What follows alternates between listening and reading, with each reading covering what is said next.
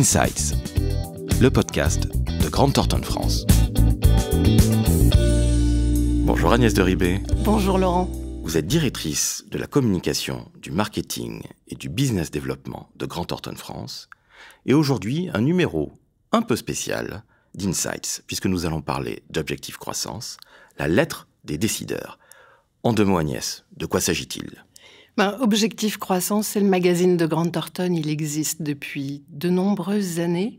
Et sa vocation est de mettre en lumière des dirigeants de grands groupes, d'ETI, de PME, puisque nous sommes à travers les territoires, évidemment, d'entreprises innovantes, mais aussi l'expertise de mes associés. Justement pour permettre aux dirigeants d'entreprise de réfléchir sur des sujets complexes ou pas. C'est une récréation pour le dirigeant. Nous sommes dans l'opérationnel pur et dur. Complètement.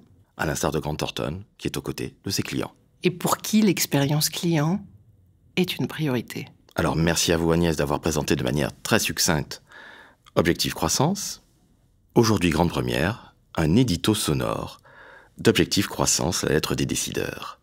Et nous allons parler des mots obligés de 2022. Agnès, nous sommes toutes oui.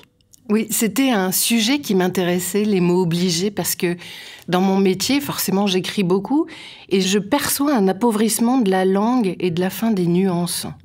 Si vous regardez objectivement, chaque année colporte un peu son lot de mots employés à tort et à travers, qui sont le reflet d'une époque et d'un inconscient collectif, qui résume un peu tout. Avant, on a eu du coup, il y a eu tout à fait, voilà, qu'on vous pose comme ça, un peu comme des ponctuations ou des hochements de tête. Et puis, il y a eu aussi un temps, on a abusé d'innovation, de disruption, de design thinking. Et parfois, c'est un peu fatigant, même si dans certaines professions, le jargon et l'anglicisme sont nécessaires. Alors on est bien d'accord, mais en 2022, Agnès, il y en aura encore ces fameux mots obligés. Ils existent encore. Que diront-ils de notre société, de ces mots M-A-U-X et de ces espoirs ? Dites-nous tout. En fait, je pense que les médias jouent un rôle évident, parce que si la pédagogie est faite de répétition, les chaînes d'information continuent une responsabilité dans ce qui se dit et pire, dans ce qui se retient, et Dieu sait si j'ai du respect pour les journalistes, mais c'est un phénomène de mode.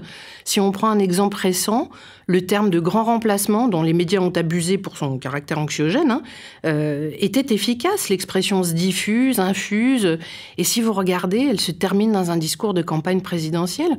Autrefois exception minoritaire, l'expression devient courante dans l'anonymat presque général. Ce sont donc les fameux éléments de langage qu'adorent tant nos politiques. Exactement, et qui font hérisser les cheveux sur la tête de nos immortels à l'Institut. Et lorsqu'on regarde les réseaux sociaux, là c'est encore plus édifiant, on est bien d'accord ? On est carrément d'accord.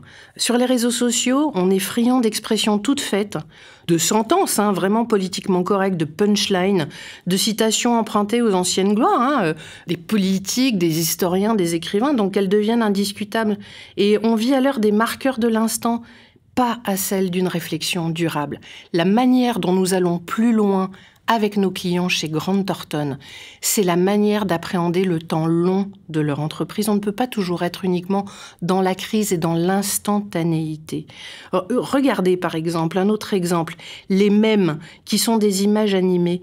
C'est quelque part une tentative de se réapproprier un langage considéré comme obsolète. Le mème ne ment pas, il est fait d'une image animée. Bon, le mot, lui, il est sujet à l'interprétation ou même un peu à la confiscation.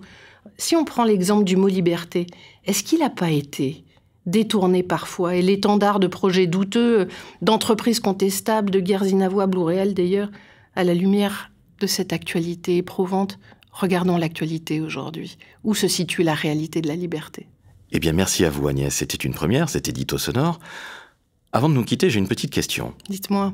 Quels seront les fameux mots de 2022 ? Bienveillance, confiance et puis espoir. Je l'espère de tout mon cœur. Et pour les chefs d'entreprise, évidemment, croissance. Nous y pensons et Grant Thornton y pense quotidiennement. Merci Laurent. Merci à vous Agnès. Alors, chères auditrices, chers auditeurs, c'était une première comme je le disais. Coup d'essai, coup de maître. Encore une fois, bravo Agnès. Et si vous voulez retrouver, évidemment, Objectif Croissance, la lettre des décideurs, ça se passe où Agnès ? Sur le site de Grant Thornton. Vous tapez grantthornton.fr. Merci beaucoup Agnès. À très bientôt. À bientôt.